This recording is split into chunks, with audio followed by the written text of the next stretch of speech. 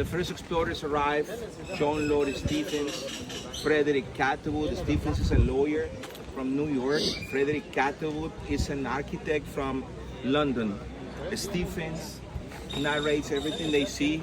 Catherwood draws everything. For the first time in 1846, people saw the pyramid in the drawings of Frederick Catherwood.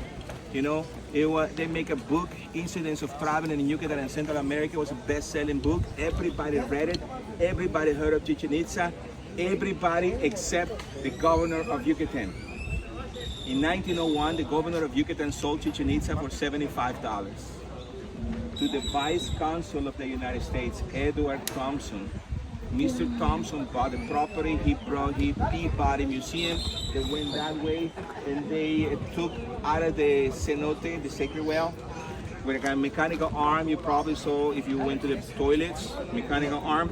They took out 25,000 pieces of art, 25,000 pieces of ceramic, jewelry, precious stones. They took them to Boston, to Peabody Museum, and spent there 98 years. In the year 2002, President Bush from the US and President of Mexico, Vicente Fox, they brought the treasures back.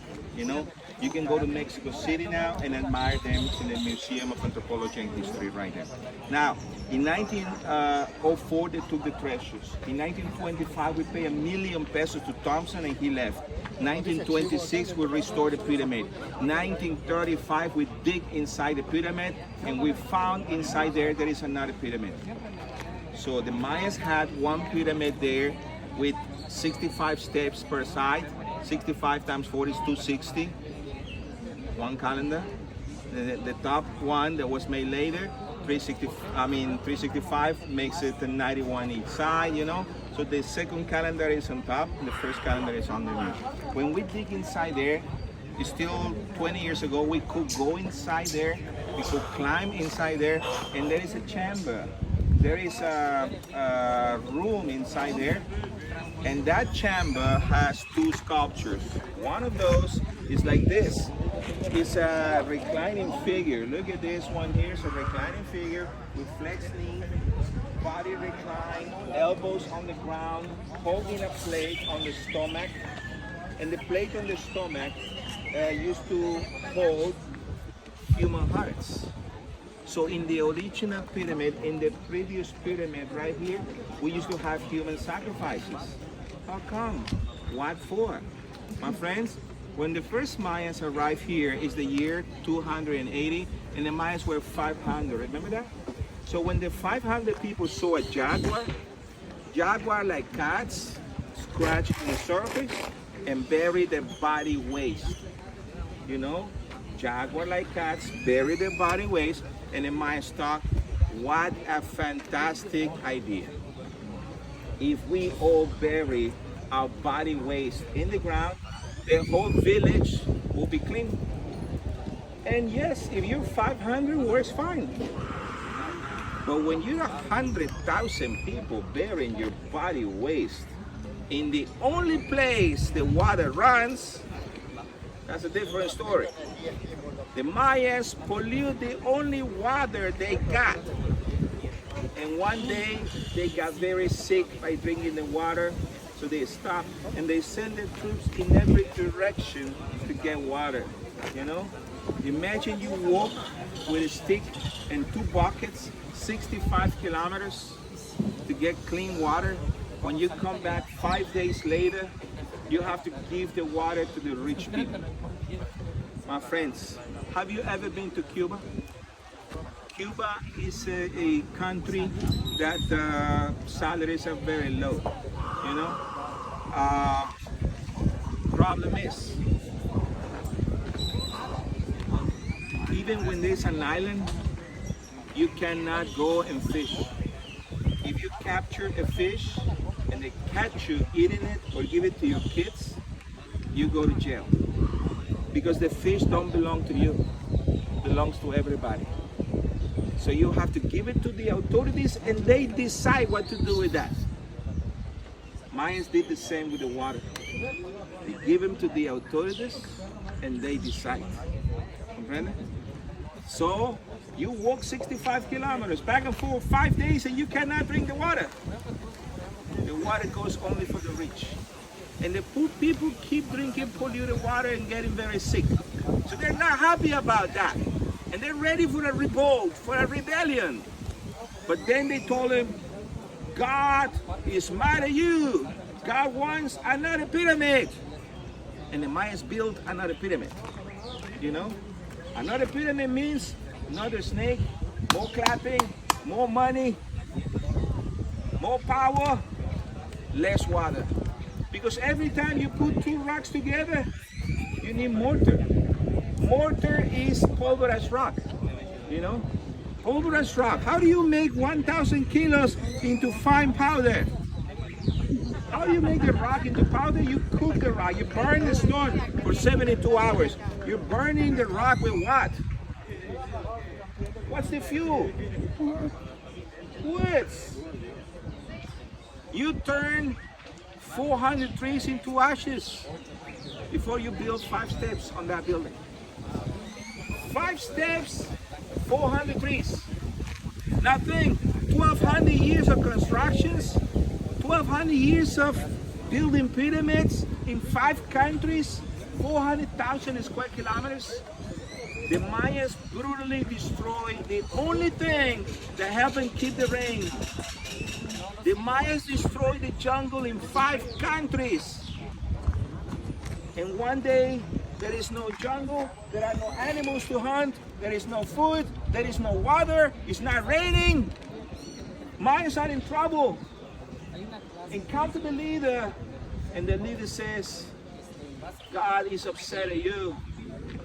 And there is only one thing that can make God so mad. There is only one thing that can make anybody so mad. A woman.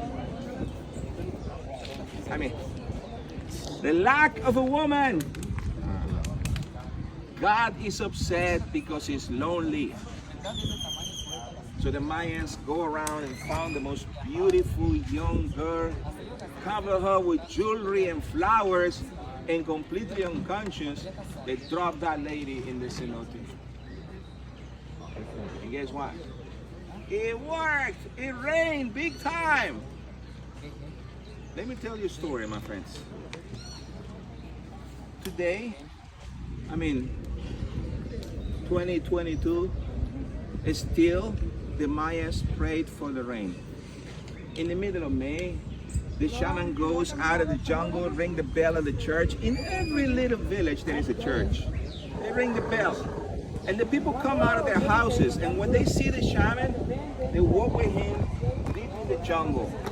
In the jungle, the shaman has a table with lots of drinks, 1 glass of palche, and believe me, you're in touch with the gods. You know? 1 glass, but the shaman drinks more than 1. The ceremony comes really intense. Everybody's dancing, everybody's praying, and underneath the table, 2 kids hiding, they're singing like frogs.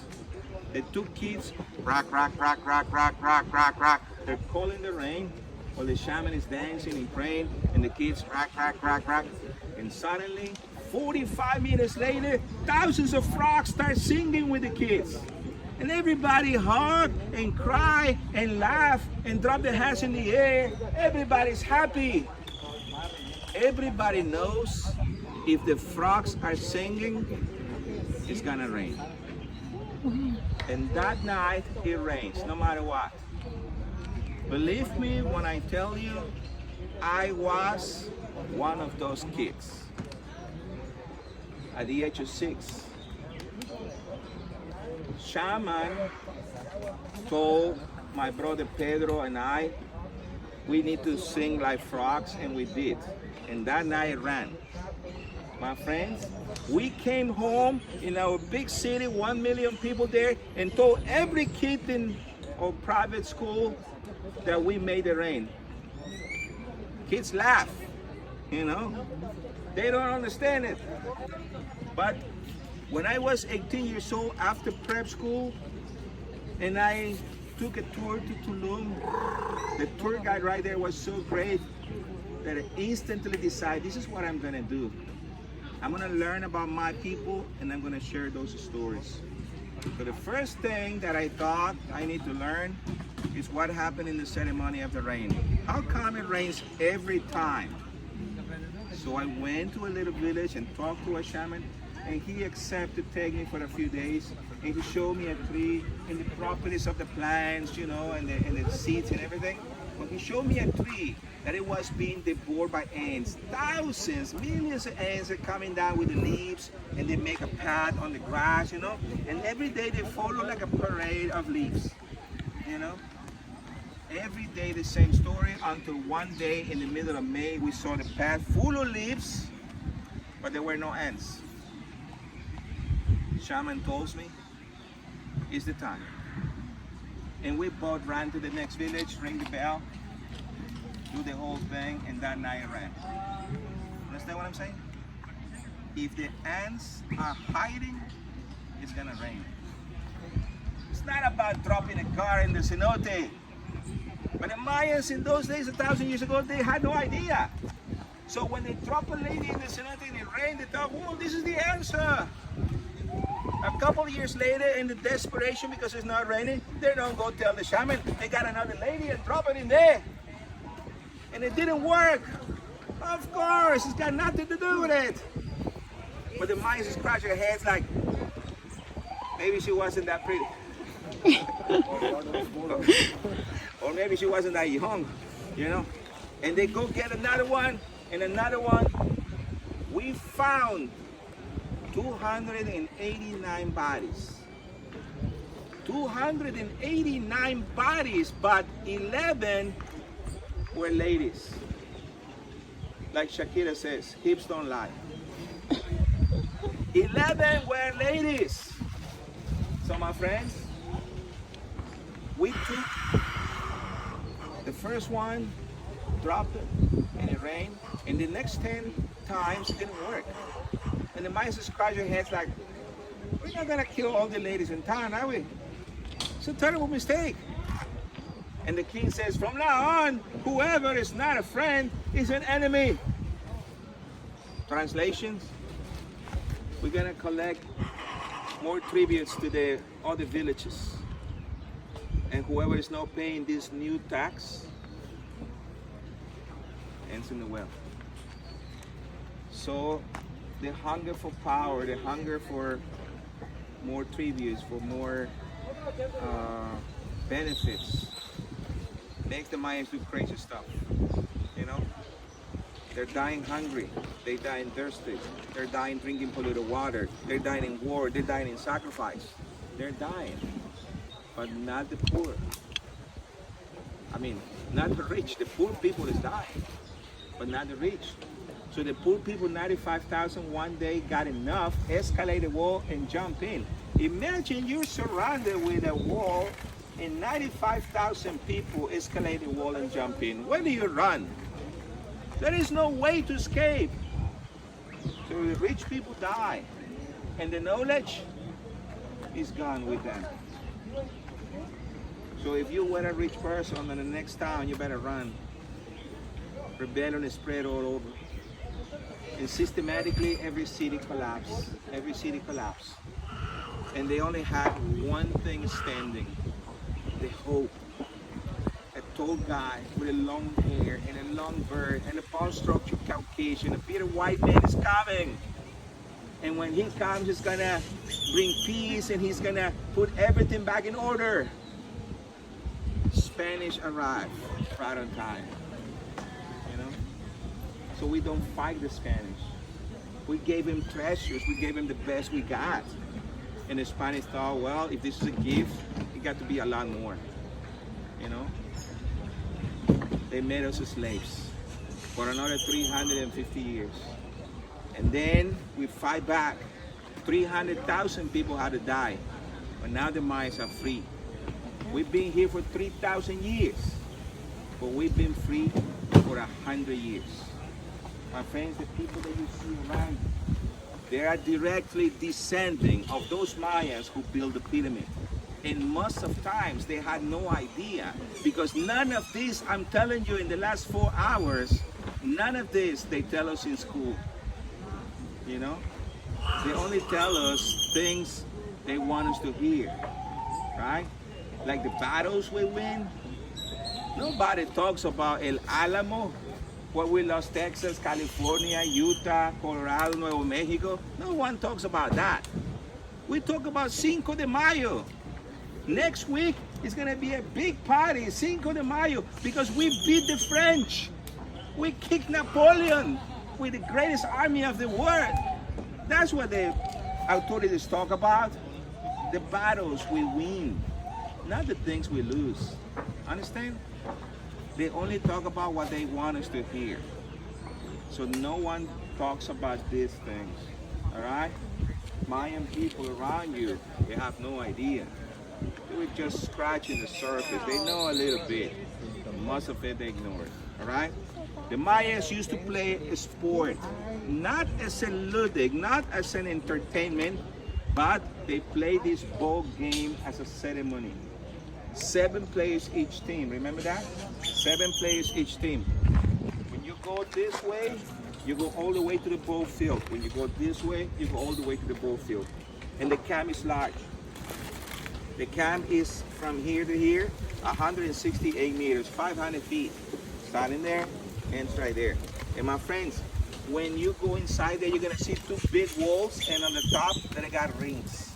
The rings on top, 6 players pass the ball to the captain, and the captain passes the ball through the ring. Like Quidditch, you know, Harry Potter's. Ball goes right through vertically, not horizontally like basketball, but vertically. So 6 to the captain for the ring, point, 1-0. They rest.